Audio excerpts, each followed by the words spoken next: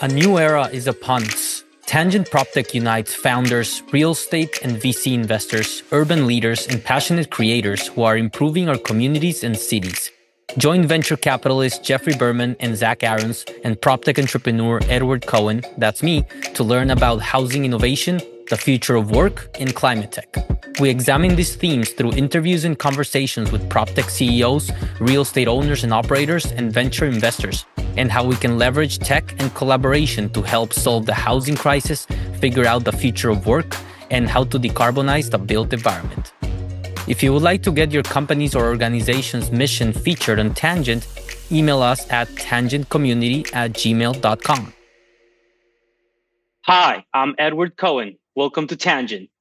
Hello, I am Jeffrey Berman. Welcome to Tangent. And I'm Zach Aarons. Welcome to Tangent. Also known as Zachariah. Today on Tangent, we have Remen Okorua, co-founder and CEO at Propexo, the easiest way to integrate in PropTech. Hi, Remen. Where does this podcast find you?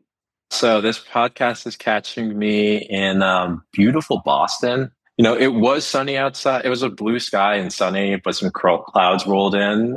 But, you know, it's not bothering me. Your lighting is fantastic anyway. Mm-hmm. Yeah, exactly. I actually feel like a little bit of cloud cover, that gray light, it's like nice, even diffusion. It's perfect for photography or video podcast interviews. Yeah, all you guys look great. I'm sort of washed out because Hurricane Milton is just making everything weird outside. Record from Hurricane Boston, the cradle of U.S. education, home of Hogwarts campus, and also DraftKings headquarters. You truly have it all there. Most of those facts were true. Although I will say, I have seen people playing Quidditch in Cambridge, Mass. That's definitely a thing. I'll leave it at that. Remen, before we get started, we'd love to hear about your background and how you got to PropTech, because I think you have a fascinating background. I mean, you went to Hogwarts, Harvard Consulting and HubSpot. Tell us about, your journey, how you got here and how you got to PropTech. Yeah, so I will say it was a bit of a random walk, nor was I someone who was like slated to be a PropTech founder. I grew up in Iowa, and I actually came out to Boston to go to school at Harvard, as you mentioned. I entered Harvard as a pre-med, and then I took my first pre-med requirement freshman fall, and I was like, I don't want to be a pre-med anymore. And then what ended up happening was I quickly fell in love with business generally and consulting specifically. I really geeked out on this McKinsey practice case interview video I saw during my freshman winter. And I actually took that, and come graduation, I go and join McKinsey for 2 years, learn a ton about doing business in this very general sense. But I realized that serving Fortune 100s wasn't really scratching that itch for me. So I then moved to an investment role where I invested in private equity and venture capital funds from a fund of funds vehicle. Did that for a couple of years. While I learned a lot, I was starting to pick up that flavor of investment also wasn't really speaking to me. But it was through that opportunity that I started learning more about the tech companies that these VCs were investing in. And there was something about tech really caught my attention. So from there, I had a brief stint on the sales team at HubSpot, which is where I really fell in love with the company. But I realized sales wasn't exactly what I wanted to be doing. From there, I launched a small data analytics startup and ultimately rejoined HubSpot on the product team in 2019. And that was just like the stars all aligned. It was an amazing time to be at HubSpot. The company was on an amazing growth tear, and the pandemic actually dramatically accelerated that. It was during my time at HubSpot on the product team that I met my co-founder, Ben, who was also a product manager at HubSpot. And the two of us put our heads together to figure out, hey, what's a business that we can go and launch and build? And it's really funny that Zach is on the call, because Zach was one of the first investors we pitched with some of our earlier harebrained ideas that really didn't have a lot of legs. And I think Zach was really good on giving us some candid feedback. Some of the initial thoughts we had around ideas for products that would serve the rental industry. But, if we fast forward 2021, Ben and we leave HubSpot. We go and launch a payment app called RentDrop. You can think about it as a simple payment tool for renters. We do that for about 9 months, and we quickly realized that there isn't much market appetite for that. But along the way, we learned something that was the seed of what became Perpexo. Every single time we tried to sell our product to property managers, the first question they would ask is, well, does your product integrate with? And then it felt like every meeting I learned about a different PMS I'd never heard of before, whether it was Yardi or RealPage or Entrata, Buildium, Appfolio. It felt like there was a never-ending list. And the more I started researching all of these different property management platforms, the more I realized that there were a ton of other companies just like us who had a product where there was an expectation that needed to integrate, but they didn't want to spend the time or the engineering resources to build and maintain one-off integrations. And that was really the idea behind Perpexo. Let's go and build the Plaid or the Zapier for property management software, a single integration layer that allow you to connect your technology with the most popular property management software on the market. So you make it easy to integrate with property management software. Why has it been hard to integrate up until now? Yeah, so honestly, there are so many reasons why these integrations can be a bit of a challenge. I think probably the foundational one is that a ton of these APIs, a lot of the companies that are building APIs and offering them to third-party integrators, they're not API first. And that shows up in a lot of ways. So one, there's still very popular SOAP APIs being deployed by RealPage and Yardi. SOAP APIs were last big in the 90s. The more modern format are REST APIs. So for companies who have to integrate into a SOAP, most of the engineers that are building those integrations likely have never integrated with a SOAP before. And that just means everything takes a ton of time. The other aspect of this, I think, is a real challenge, is the fact that because these companies aren't quite API first, the way that their APIs are designed don't necessarily reflect some of the modern sensibilities you might find. So for instance, a lot of modern APIs they're truly real-time APIs. You can hit them really as much as you want. You can do a lot of parallel calls in, a bunch of other technical stuff. But a lot of the APIs you see offered in property management have limitations that can feel somewhat artificial if you're used to connecting with tools outside of the real estate industry. And then finally, I think one of the biggest challenges is that candidly, there are so many systems that you have to integrate with in order to get reasonable market coverage. When you combine the number of systems with the amount of effort that goes into integrating any one system, and the fact that there's going to be ongoing maintenance work required as APIs change, get updated, things break behind the scenes, all this means that you continually will see large tech companies who integrate into all of these platforms. They have a dedicated engineering team just focused on integration maintenance. And I think that the opportunity we see is rather than letting every company in the industry solve the same problem a slightly different way on their own, we can create an industry standard solution and allow our customers to focus on what they do best, not building and maintaining integrations, but rather just building great product that people want to buy and want to use. So where are you guys today on that path, in that process of having that Plaid for property management company integrations? At this point, we're really far along. Today, we integrate into 9 different property management software, and that includes a lot of the usual suspects, your RealPages, Entradas, Resmans, rent managers on the multifam side. If we talk single family, like your Buildiums, your Propertywares, and then even some emerging players like Redfine. How about Yardi? So Yardi is a bit of the white whale for us. We haven't formally launched a partnership with them, but there have been conversations in the works for a while, and we think that we're going to have some really exciting news to announce very soon. So, because I'm curious how this works, because you're right, this is the holy grail, right? Like Plaid changed the game for so many fintechs that allowed brand new fintech companies to integrate with the banking system in a way that was more organic and efficient than they could before. It sounds like you're trying to accomplish the same thing. My question is, specifically for Yardi, where they're a prop tech company wants to integrate, they say, great, give us $25,000 and we're going to run you through the gauntlet. How are they making money if you displace that function? Or is it, hey, I'm prop tech company A, I'm going through Perpexo, and if I want to integrate with Yardi, RealPage, and Trada, I click these buttons. I still have to pay anyway, but I do it in one click versus having to integrate. Yeah, you know what? It's more the latter. The way that the ecosystem works, every property management system, they want to collect their fee. Mhm. Every property management system, they want to own the approval process. The industry has just been structured a certain way. The way we try to solve for this is solve for the engineering component of it, standardize the connections into all of these platforms, make it really, really easy once you have your API credential and you've been approved to start moving data in and out. But you're 100% right, Jeffrey. Like, there's something about this that, like, when I think about what a beautiful future would be, it looks a lot more like Plaid, where if you use Plaid, you don't need to know Jack Henry or any of these bank core systems personally or meet with any of their partnerships team to build an integration and connect with any of the banks that they support.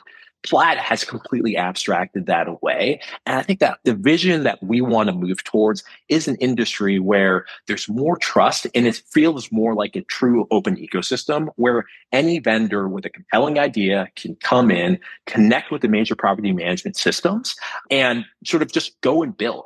They don't have to go through a ton of BD. Some of the fees that are being collected today, there could be other models for making sure that the property management systems get paid while also not necessarily making the prop techs take that burden on of the lengthy approval process. Interesting. So what's the model? How do you make money? Today looks a lot like Plaid. We have a base level subscription, but really our pricing scales with usage. So the more data you're moving through our pipes, the more you spend, because that corresponds with you receiving more value from us. Let's double click on that for a second. Edward, do you mind if I go on a little bit of a tangent? We are on tangent. Bam. And Zach, I want you to weigh in here because I want to make sure I understand the model completely. So right now, if I'm a prop tech company, and let's just assume we're using multifamily, right? That's probably gotten the most attention. So you have Yardi, RealPage, and Trada. Those are the table stakes you need to integrate with. Each one of those have their own process, their own timelines, and their own costs. Now, I'm prop tech company A. I'm now integrated. I've paid my fees, and I am paying for all. Let's just use AWS. I'm paying for all my data warehousing and usage, et cetera, because I'm a one-to-one relationship. Am I adding to my cost burden by going through Perpexo?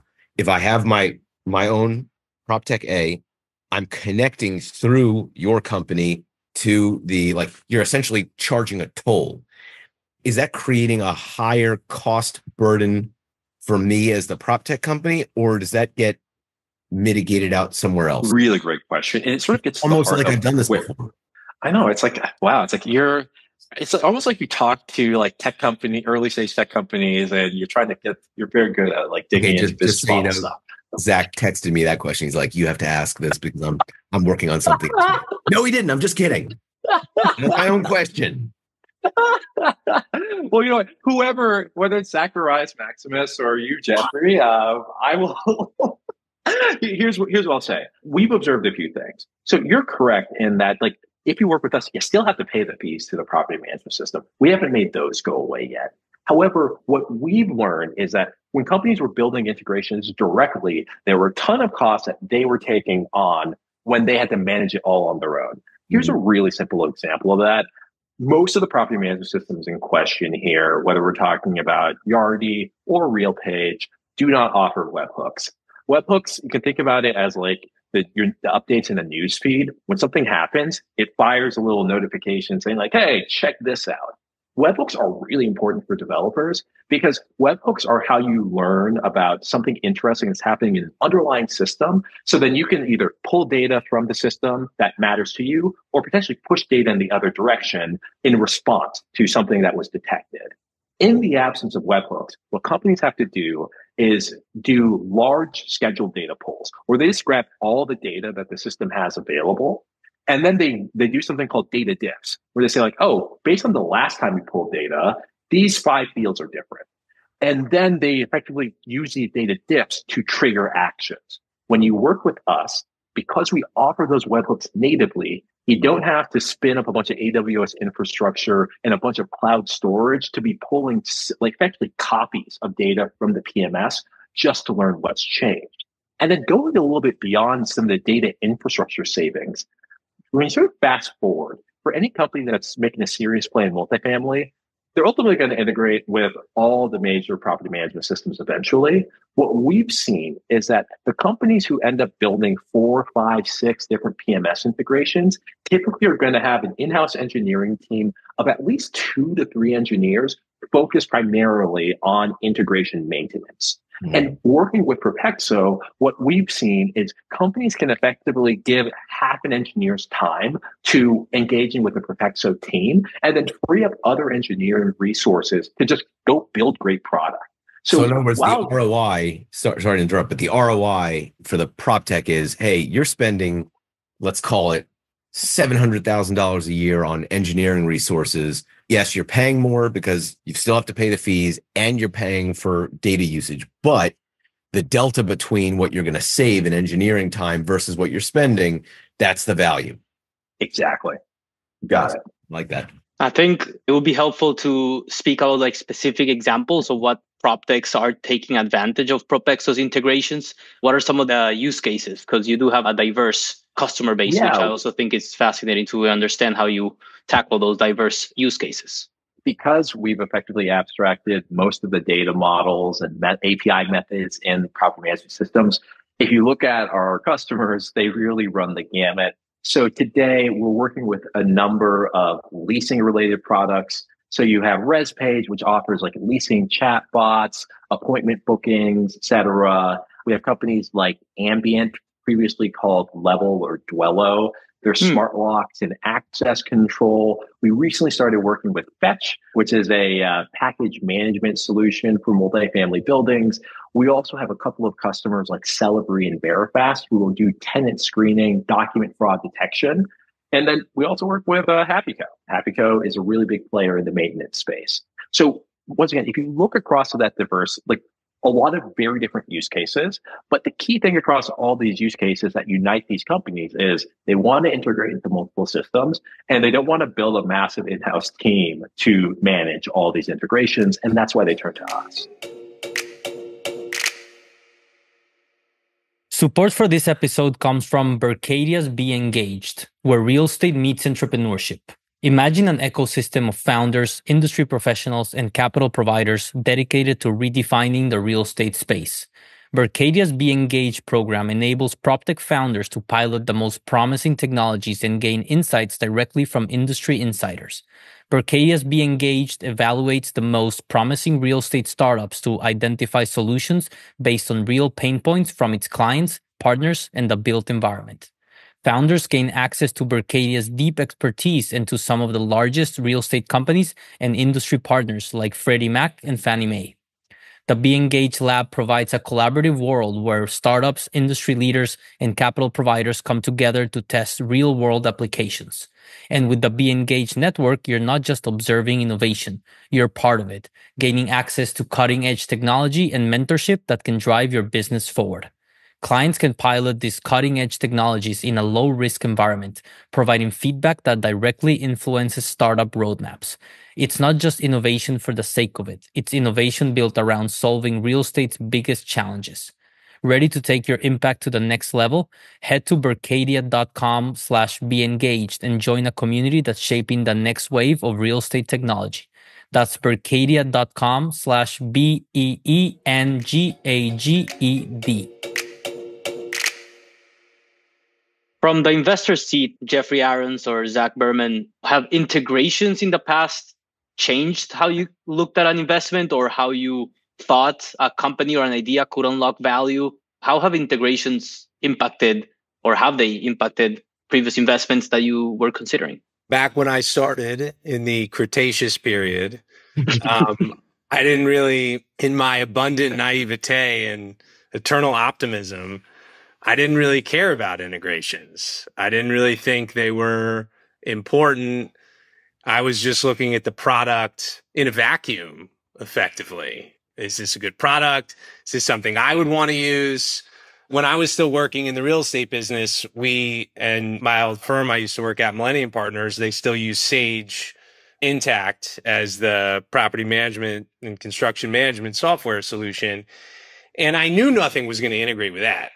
And so my barometer as a user was always like, okay, am I willing to spend some time going to another browser window and using this thing? And if the answer was yes, I would use it.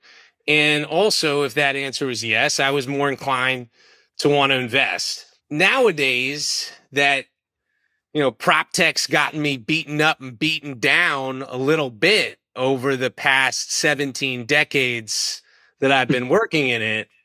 I view every product based on a few different things. One is the quality of the product. Is it beautiful? Is it elegant? Is the UI UX easy to use? Does it delight the customer? 2 is price. How much does it cost the customer to use it? 3 is security and customer service, right? Is this a secure product? And then 4 is integratability. And there's not a single product in the world that we're getting pitched that scores a 10 out of 10 on every single one of those scales. And so if we find something that doesn't integrate, it better be cheap, amazing, and secure. At this point, it's pretty essential to have at least a couple integrations and then a path for more, especially if it's something where the user is living in the property management software all day, or they're living in the deal-related CRM software all day. You better be integrated with that. You better be a button in it, because the thing people in real estate and construction like to do least is double data entry. That is the number one least liked task of anybody. It's worse than collections. It's worse than, suing somebody over rent or lack of rent. It is entering the same piece of data in 2 separate systems is the ultimate kiss of death. So it's a long-winded answer, but we consider integrations or integratability as important, not quite as important as product quality, but close to it. So I'll answer. We've been doing this since the Jurassic period, which predated the Cretaceous period. And we were using tools that had to integrate with Yardi, which is the shop that we were primarily working with. And back in those days, the idea of integration wasn't so much thought of as a potential profit center for Yardi. It was, how do we delight our customers by expanding our tool set? I would say that I agree with Zach's characterization of the stratification of necessities before we invest.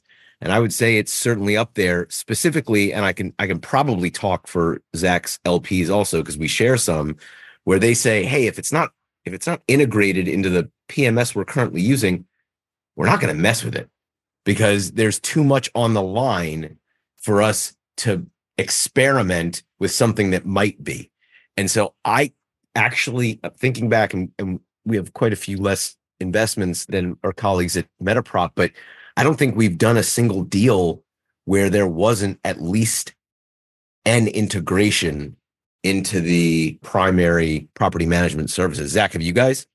Only with very tangential products. Like we just did Demex, they sell data into the reinsurance industry. They're not integrated, but anything that's core, if you're not already showing us that you have an LOI to do an integration or an integration already done, especially now, by the way, extremely unlikely. Like especially now, like we're talking to an entrepreneur that's building his entire business based on, hey, how do we make integrations easier?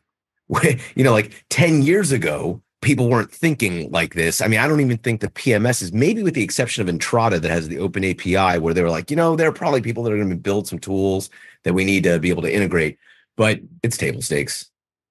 Things can and do change. Remin, would love to hear behind stage. You mentioned how customer satisfaction is at the top of your priorities, and some of the metrics you use to evaluate the success of onboarding new customers and also creating that feedback loop. So talk about that, building alongside your customers and prospects and collaborating on that roadmap to guarantee, that you keep innovating and serving the clients that need you?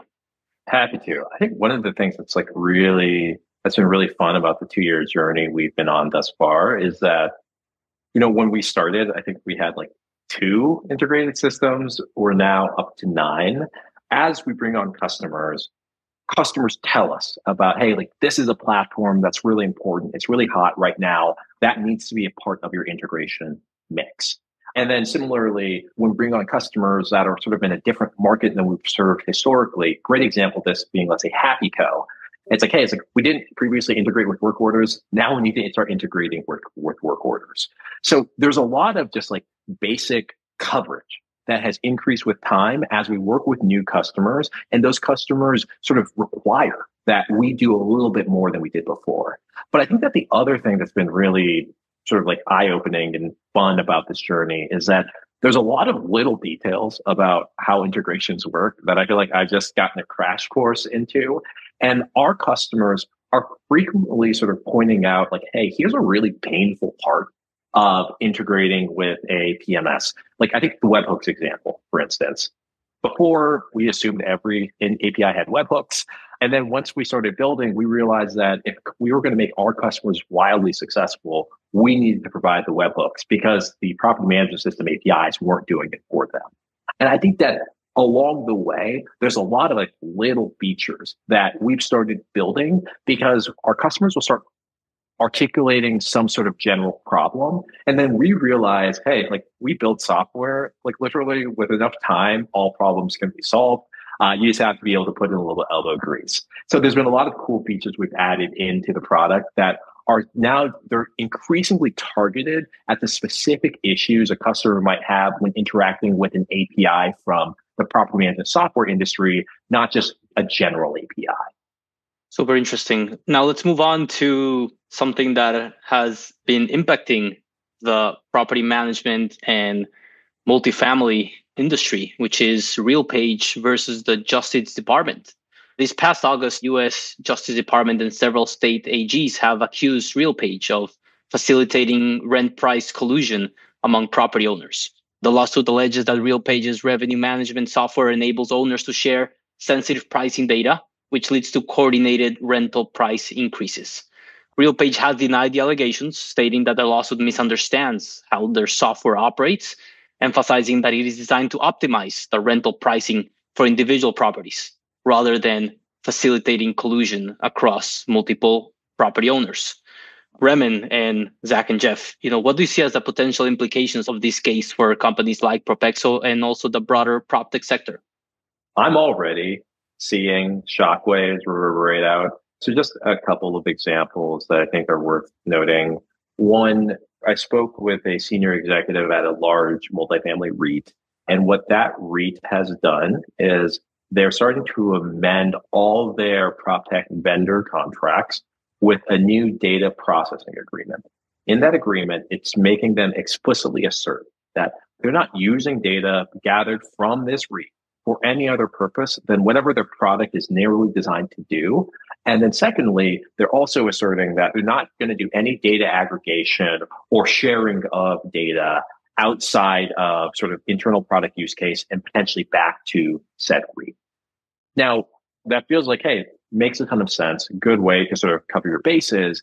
But what that means is that if you're building, let's say, an AI product, where you might want to ingest a lot of training data to deliver a better model that multiple customers can benefit from, this is very much the walled garden effect is now increasing.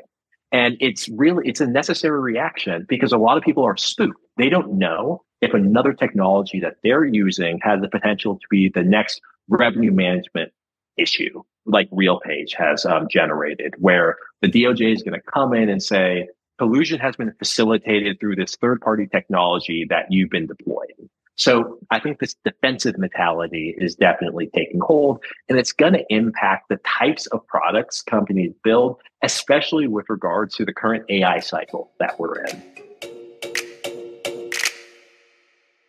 We're grateful to our partners at CRE Tech, the premier destination for real estate tech and innovation. On November 13th and 14th in New York City, CRE Tech will bring together the largest gathering of commercial real estate professionals, investors, and innovators.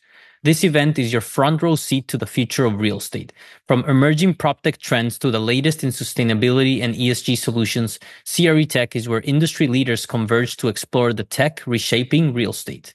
Whether it's smart buildings, data analytics, or AI-driven property management, you'll find the cutting-edge solutions you need to stay ahead.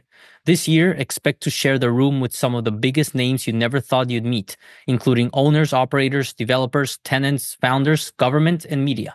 CRE Tech offers unrivaled networking opportunities with institutional players who are driving innovation in the CRE space. Connect with decision makers from the biggest companies, explore groundbreaking products, and gain insights from industry leaders on how technology is transforming how we buy, sell, manage, and build real estate. Don't miss your chance to be part of shaping the future. Head to cretech.com and use code PARTNERTANGENT20 to sign up for this must-attend event on November 13th and 14th in New York City. Tangent listeners get a 20% off by using PARTNERTANGENT20 when you check out at cretech.com. Something we have to keep in mind is that, real estate is not homogeneous. It's inherently local and diverse. So what may seem like coordinated pricing can often be a result of shared market conditions such as high demand and low supply, which it's something that I always think about in specific markets where the jobs are or where people want to live. Where are we just trying to cover the sun with a finger and find different culprits where actually a lot of these issues will be solved with just more supply of housing? If everybody in the sector, both customers and technology software service providers, are hesitant to share their data and hesitant to conduct integrations because of the risk of litigation, that is going to stymie innovation and growth in our sector. It's going to push the customer base back to the carbon paper and the slide rule, and it's going to push startups who thus far have been very proactive about integrating with other startups, integrating with incumbents in order to get distribution. It is going to scare them into being a little bit more reluctant to want to integrate because they have no idea necessarily the ultimate endpoint of that data. Their legal counsel might just say, you know what, this is just not worth the risk. I think that's baloney. I think part of what I love about the sector is the push for integrations, the push to provide the end customer with the most delightful experience possible with the least amount of data entry, least amount of tab scrolling, whatever. And we've tried over the years to serve as catalysts for that activity. We are certainly nervous that the fallout from this matter could slow that train down significantly. Something that I think is important to point out as well is that when property owners use RealPage's system, they can also prevent races to the bottom, which ensures that the properties don't have maintenance shortfalls, for example, which is essential for keeping properties in good condition and providing quality housing. So at the end of the day, the only certainty is that the winners from this lawsuit will be the lawyers. But stay tuned for next chapter of this lawsuit. Remin, collaboration superpower. If you could choose one person, historic or living, to do a partnership with, who would it be? Oh boy, this is a good one. I was joking ahead before the interview kicked off about current Arsenal manager Mikel Arteta. But I recently listened to a podcast about the Persian Empire, and I actually think Cyrus the Great, he's actually my new pick. And the reason for that is, so I think, first of all, the Persians have a bad rap because of the 300. It's because we're coming from the Western tradition, the Persians were the bad guys who fought the Spartans, and the Spartans held them off, and then and Western civilization was saved. But I think that one thing that's really, really cool about, in this context around the Persians, is that they came from this world, and the empire they built was really unlike the empires that preceded them. So it's like they were initially, like before the Persians, there was this group called the Assyrians. Super, super brutal. They had an empire and everyone hated them. And the Persian approach to empire building was, yes, they might defeat you in conquest, but so long as you agreed to like pay your tribute to the Persians, they just let you do your own thing. So like the Persians, they built this really amazing network of really disparate societies with different religions and different cultural traditions and customs. And like everyone was able to sort of coexist in a way that I think was actually like really, really nice and somewhat modern. In terms of what we do, we try to build relationships with the property management system. We try to build relationships with the prop techs who are trying to integrate in. That Persian approach of pulling everyone together is like, it really resonates. You are Cyrus the Great. You don't want to collaborate with him. You want to be Cyrus the Great. I love it. Quick quiz, Jeff Berman. Cyrus the Great, also known as Koresh in Hebrew, was responsible for one of the most important things in Jewish history. What did he do, Jeffrey Berman? What did he do? Edward. Did he or did he not authorize and encourage the return of the Jewish people to the kingdom of Judah, and also facilitated the temple in Jerusalem rebuilding? That's what I just said. I said Beis Hamikdash in Hebrew. We all concur that Koresh was a very impressive gent and had an enlightened approach to empire building. I'm sure he did his fair share of pillaging in the morning, but in the afternoon, he would encourage everybody to not just have their culture, but let it blossom. And that was a very meaningful thing to let the Jews back to rebuild their temple. I mean, between Cyrus the Great and Mikel Arteta from Arsenal, that's a tough one. I'm not going to do a tennis coach this time, since he came with Cyrus the Great. I have to do some important figure from antiquity. Who is it going to be? I have so many favorite emperors, as I'm sure you all know. My ultimate favorite, I mean, I think the best emperor ever was probably Trajan. If you had to talk about statecraft and expanding the empire without a ton of war and running the empire well. But my favorite emperor, although he was not that successful and ultimately died and he tried to invade Persia unsuccessfully, that was Julian the Apostate. And he was a fascinating guy who grew up Christian, was related to Constantine. He then tried to return the entire empire to the pagan mystery cults. It didn't work out. He tried to invade Persia. That didn't work out either. But one of my favorite authors, Gore Vidal, wrote a fantastic book called Julian. I highly recommend it. And, you know, he had an extraordinary intellect, this guy, and he was a great military commander. I'm not sure I'd want to collaborate with him, though, on like a prop tech venture.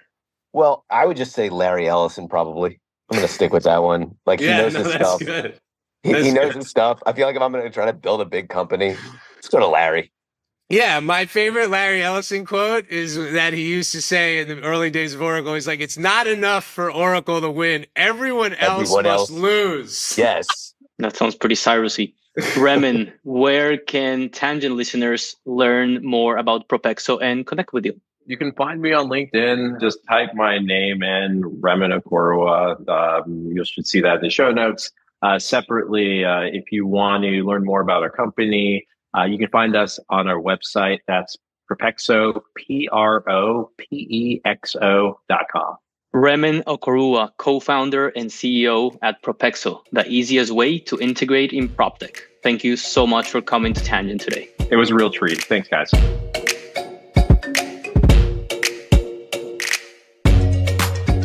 If you like what you heard, please subscribe, rate, and review Tangent, and share the show with a friend. This episode is produced by me, Edward Cohen. Thanks for listening to Tangent PropTech, and remember, collaboration is our superpower, so stay curious and always be learning.